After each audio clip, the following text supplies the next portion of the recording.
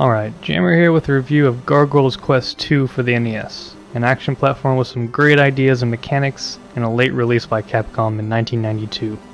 It also has some odd adventure RPG elements, so you can buy extra lives, get hints, items, and powers from NPCs, but it's the platforming sections of the game that keep it compelling.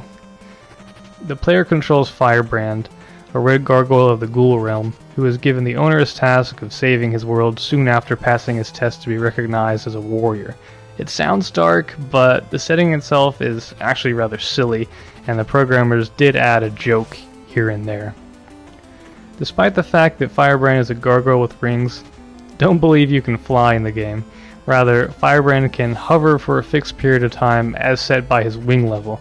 He is good at attaching to walls though, which is helpful in restoring the wing gauge and allowing for another jump to the next platform. Throughout the game, Firebrand's ability to jump, hover, and take damage will upgrade.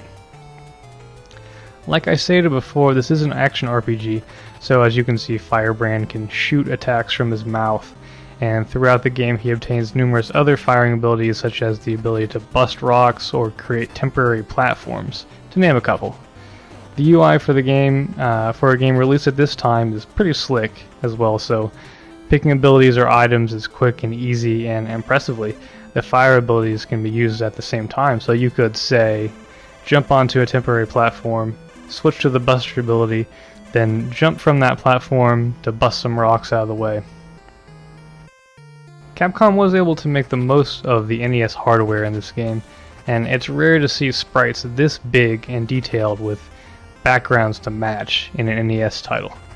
Color schemes can be a bit bland aside from a couple of levels, but the graphics fit the underworld theme of the game. One issue I have with the game is that its ideas don't seem to be explored as well as they could.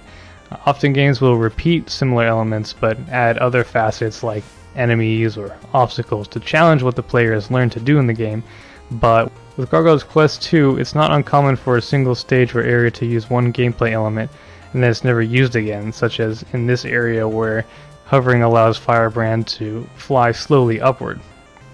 The game by and large is short as well, but this is made up for by having many very fun boss fights. Controls nevertheless are tight and responsive, what you would expect from the company that created the Mega Man series. Pacing is relatively slow and methodical, however, since Firebrand's horizontal speed is somewhat sluggish, but I should reiterate that controls do not feel that way. Platforming can be challenging, but I only found one part to be frustrating, which you'll see soon. I struggle to fly over one chasm, but I eventually get it. We haven't seen much from this series for some time. I don't recall seeing any games since Demon's Crest for the Super NES, which is a pretty cool game in its own right, and expands upon its predecessors, but if I recall correctly, it wasn't successful commercially. This is a game worth purchasing for fans of platformers, especially since it has some great gameplay ideas, but due to its shortness, high price, and somewhat slow character movement, it may not appeal to everyone. Well, I'll leave you with my favorite song from the game, and have a good one.